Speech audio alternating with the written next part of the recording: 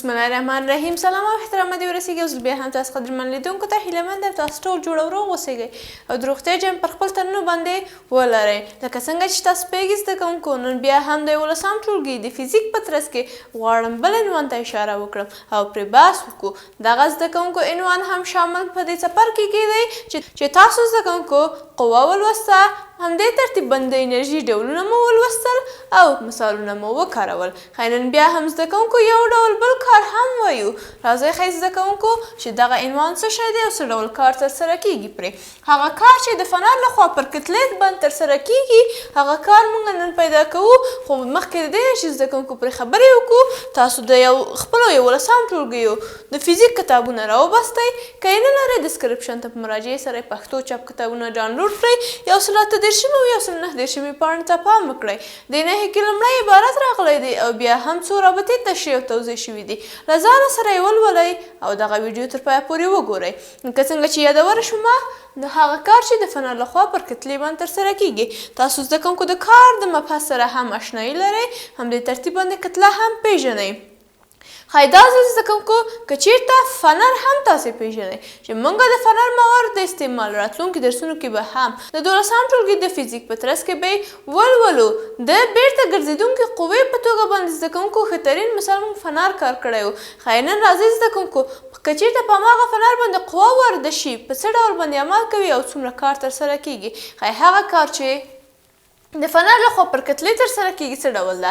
مخکې دې نه چې زده کوونکو بحث ته اشاره وکړو، راځئ خپل بحث په یو مثال باندې آغاز کړو او یا یې هم پیل کړو. موږ زده کوونکو په ورځني ژوند کې له ډېر داسې مثالونو سره مخامخ کیږو چې موږ د هغه فزیکي له نظره موضوع او بحث سره اشنا نه یاستو، خو موږ په دې ډېر مواجه شوي یاستو ورسره او تکرار او بار بار ډول باندې موندلي. ښایي ویلي دې وای که چېرته فنر د عضلو د نهې کې که چېرته فنر د عضلو قوې په مرسته د ډي ایکس په اندازه زده کوونکو د ډي ایکس په اندازه باندې یعنې همدومره کوي فنر دی د ډي ایکس په اندازه د عضلو قوه پرې واردېږي. ډي ایکس په اندازه باندې د پراخوالی یا هم کشش ورکوي. په اندازه وای راوکاږو او په دې حالت کې زده کوونکو د عضلو قوې د ډي وي هغه کار چې د عضلو قوو په واسطه باندې په فنر باندې ترسره شوی مساوي کیږي اف. ښایي هماغه قوه ضرب ډي ایکس څومره کوي هم دغه فنر یې راکش کړی دی یا هم کاږلی دی، کار ترسره کړی دی یا هم کړي. نو زده کوونکو بیا هم وایم په فنر په واسطه باندې تاسو د خپل د عضلو په واسطه باندې په فنر باندې یو قوه واردوئ چې هغه ته د ډي ایکس په اندازه باندې کاغل او یا هم کشش ورکوئ او یا هم دغه فنر لویږي پراخیږي. نو په دې حالت کې زده کوونکو وایي د عضلو قوې په مرسته باندې هغه قوه چې ستاسو د عضلې په واسطه باندې وارده شوې څومره کار یې ترسره کړی دی ډي وي مساوي کیږي اف ضرب ډي ایکس. د ډي ایکس په اندازه باندې د نهې کې زده کوونکو او اف قوه ده د نهې کې دغه کار ترسره شوی دی. ښایي که چېرته د خپل لاس په مرسته د نهې کې په فنر باندې د اف قوه وارده کړو او فنر د ایکس په اندازه باندې راوکاږو. د څه شي د ایکس په زده کوونکو فرض د مثال وکړئ چې دغه یو فنر ده، د باندې قوه هغه زمان واردوئ چې تاسو د ده د کشولو د راکاږلو یا هم کښېکاږلو لپاره کوشش کوئ، تلاش کوئ، یا هم هدف مو همدا ده چې دا فنر نور هم کښېکاږئ او یا هم نور راوکاږئ. د نهې کې ستاسو په لاس باندې یا هم ستاسو د عضلې په واسطه باندې په فنر باندې قوه واردېږي. که چېرته بیا هم دا قوه زده کوونکو تاسو په لاس باندې وارده کړئ او دې فنر ته د ایکس په اندازه باندې کاږش یا هم راویکاږئ ورکړئ او یا هم برته شاته کښېکاږئ، نور یې هم وړوکی کړئ د خپل نارمل حالت څخه. نو د دوی قوې کچه زده کوونکو وایي د ایکس له واټن سره مستقیمه اړیکه لري. ښایي زده کوونکو وایي د دوی د قوې کچه یعنې اف پي یا هغه قوه چې زده کوونکو د تاسو د لاس په واسطه د تاسو د لاس د وزن په واسطه باندې وارده شوې مساوي کیږي کا ضرب ایکس. د نهې کې زده کوونکو چې وایم کا چې ده د ارتجاعات ضریب ده او ایکس چې ده هغه کشش چې ستاسو د لاس په واسطه باندې قوه وارده شوه او هغه ته مو د ایکس په اندازه باندې یا د ایکس د واټن په اندازه باندې کشش ورکړو. نو زده کوونکو تاسو د خپل په ورځني ژوند کې له داسې مواردو سره اشنا شوي یاستئ چې د خپل لاس په واسطه باندې په فنر باندې قوه واردوئ یا غواړئ هغه نور هم کش کړئ یا هم که څه یو اندازه زده کوونکو هغه نارمل حالت ته ورغلی وي غواړئ د نارمل حالت څخه هم هغه کوچنی کړئ یا ورته موږ وایو په اصطلاح کښېکاږئ یې نو دې ناحیې کې هغه قوه چې تاسو ورده کړې ده دې فنر ته د ایکس د واټن په اندازه باندې څه شی ورکړی دی کشش یې ورکړی یا کاږل شوی دی نو ښایي دغه ایکس واټن چې د زده کوونکو د اف قوې سره چې ستاسو په لاس باندې ورده شوې عینه اندازه او مستقیمه اړیکه لري زده کوونکو ښایي وایم لومړنۍ اړیکې په توګه باندې دا قبوله کړئ چې هغه قوه چې ستاسو په لاس باندې د تاسو لاس په واسطه باندې ورده شوې د اکس سره مستقیمه اړیکه لري او که چیرته غیر مستقیمه اړیکه درلوده بیا موږ به ویل چې اف پی مساوي کیږي یو پر څه شي اکس باندې یا هم اف پی مساوي کیږي په دې توګه باندې یو پر اکس په دغه بهترین شکل ده چې تاسو ته دغه معکوسوالی در وښي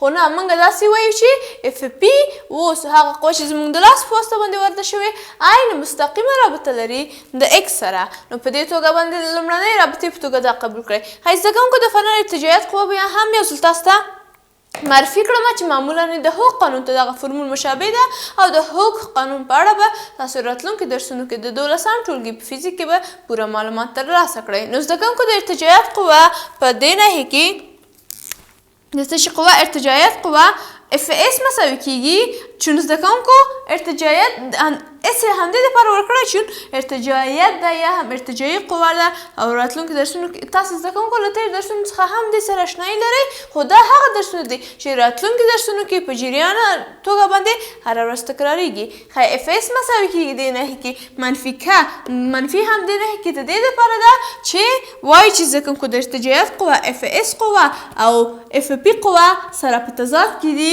اف پی قوه ورسره په تضاد کې دي یا هم مخالف لورو کې دي مخالف لورو کې دي هغه قوه چې زده کوونکو دې ناحیې کې د تاسو لاس په واسطه باندې په دې باندې وردېږي غواړئ د فنر راوښکاږئ د ارتجاعیت قوه غواړي چې دغه فنر بیرته ستاسو څخه کش کړي او نارمل حالت ته خپل نارمل حالت غوره کړي ارتجاعیت حالت زده کوونکو غواړي خپل نارمل حالت دې ناحیې کې بیرته غوره کړي خو تاسو هغه قوه چې د خپل بازو یا د لاس په واسطه باندې وردوئ دې ته تاسو کوشش کوئ چې هغه فنر کش کړئ او د ایکس په اندازه باندې یو مقدار واټن یې منځ کې اضافه کړئ نو همدې دپاره دا منفي د اف اس لکه پورته چې مې ولیکل او اف پی دې سره د تضاد د حالت لپاره ذکر شوی ده ښایي خلاف لوری ورښیي خلاف لوری نو زده کوونکو که هم چې د دې ناحیې کې څه شي ضریب ده د ارتجاعیت ضریب ده او همدې ترتیب باندې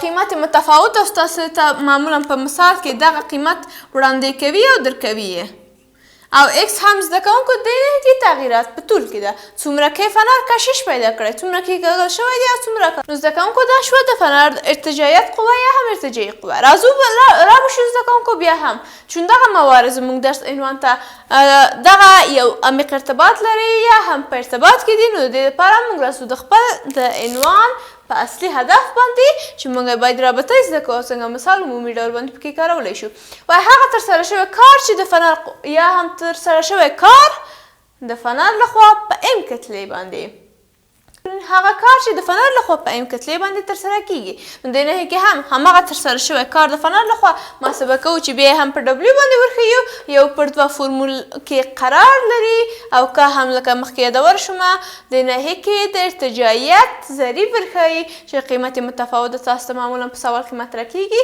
او اکس مربع دې ناحیې کې اکس چې دا تغییرات په طول کې ورښیي نو همدې ترتیب باندې دغه رابطه زده کوونکو تاسو یې زده کړئ معمولا دغه رابطې ته د یو بلې موخې لپاره هم ترې استفاده کیږي دغه رابطه چې که چېرته تاسو په کتاب کې یا هم د کانکور په ازموینه کې داسې مطرح نه کړي چې ترسره شوی کار د فنر لخوا تاسو ته بر علاوه اضافه کړئ چې د فنر پوتنشیل انرژي پیدا کړئ تاسو بیا هم د همدې فورمول څخه استفاده کوئ یو پر دوه که اکس مربع نو دې ناحیې کې ستاسو د کتاب لومړني مثال په لور باندې زو مثال یې کاروو او همدې ترتیب باندې دغه مبحث ته هم د پای ټکی ږدو معمولا زده کوونکو په زړه پورې درس ده بیا به تاسو راتلونکي درسونو کې د 12 ټولګي په فزیک کې هم یو لږ څه یادوري دې ناحیې څخه کوو او همدې ترتیب باندې د کانکور په ازموینه کې دومره کې سخت سوال له دې ناحیې څخه نه راځي. علت یې همدا ده چې دا مبحث سخت نه ده. نو زده کوونکو مثال هم دې ناحیې کې دا ده، وایي ضریب د سختي یو فنر چې ده 415 نیوټن پر متر ده. ښایي زه دغه اجزا ولیکمه چې 400 که مساوي کیږي 415 نیوټن پر متر. هیر نه کړئ زده کوونکو واحد یې څه شی دی؟ نیوټن پر متر ده. زده کوونکو هیر یې نه کړئ چې واحد یې نیوټن پر متر ده. زده کوونکو وایي څومره کې کار پکار ده تر څو تاسو د فنر ته د 3 سانتي متر په اندازه باندې تغییرات په طول کې ورکړئ. نو زده کوونکو دې ناحیې کې زه لیکم چې مونږه ایکس تغییرات د طول په توګه پیژندلی و 3 سانتي متره. زه وایم چې ما ویلي پورته ناحیې کې هم د کا لپاره واحد نیوټن پر متر ده، واحدات نیوټن متر ته تبدیلومه. ښایي 3 سانتي متر کله چې د کوچنۍ واحد نه زده کوونکو په لوی واحد باندې تبدیلومه ضرب د لس په توان دی منفي 2 کوم یو متر 100 سانتي متره. ښایي 1 سانتي متر چې کوچنۍ نه په لوی واحد باندې تبدیلوم لس په توان د منفي 2 3 ضرب د لس په توان د منفي 2 متره. ښایي دې ناحیې کې زده کوونکو دغه مقدار مو هم په څه شي باندې تبدیل کړو؟ په واحد د متر باندې امکایي سیستم ته. اوس هماغه کار چې د فنر لخوا نه ترسره شوی دی غواړم پیدا یې کړم. دې ناحیې کې زده کوونکو زه لیکم چې لومړی رابطه څنګه وه؟ ډبلیو مساوي کیږي 1/2 که ایکس مربع. دې ناحیې کې ډبلیو مساوي کیږي دې ناحیې کې هغه کار پیدا کوم 1/2.